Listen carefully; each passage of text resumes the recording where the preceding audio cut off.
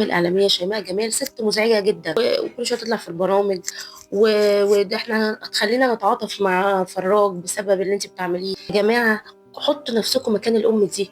الام دي اتذبحت قبل ما بنتها تتذبح، اعتبرتنا احنا جمهورها كسند ليها، كناس بتتعاطف معاها ومع بنتها ومع اللي حصل لها، فهي مبسوطه بينا بتطلع تتكلم لما خلت الموضوع بقى رأي عام. وبعد كده الست سكتت، لكن انتوا اللي رجعتوا الموضوع تاني لما اتعمل مسلسل ورد وشوكولاته والناس كلها اتكلمت عنه وبقى ترند.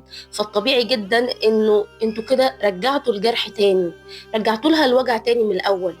فالقنوات بتستضيفها عشان تسألها عن المسلسل، وكمان هي طلعت عشان ترد على واطياء على رأيها، اللي هي صاحبة بنتها اللي ما صنتش العيش والملح، صاحبة الغدارة اللي فيها غل غير طبيعي من بنتها. طلعت تقول ان هي لما شافتها في المشرحة قال ايه، كانت راسها راح ناحية الشمال، وهي لما ركنتها الشهادة راسها راحت ناحية اليمين. ازاي اصلا وهي كانت ميتة بقالها 7 ايام؟ انت بتستخفوا بعقولنا ولا ايه؟ انت بتقولي ايه؟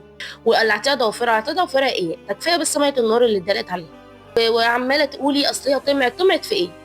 ده جوزها على سنة الله ورسوله، من حقها تطلب اللي هي عايزاه، وهي على فكره ما طلبتش اكتر من حقها. انت المفروض صاحبتها، يعني المفروض كتمت اسرارها، ما ينفعش تطلعي تتكلمي عنها، ما تتكلميش عنها غير كل خير.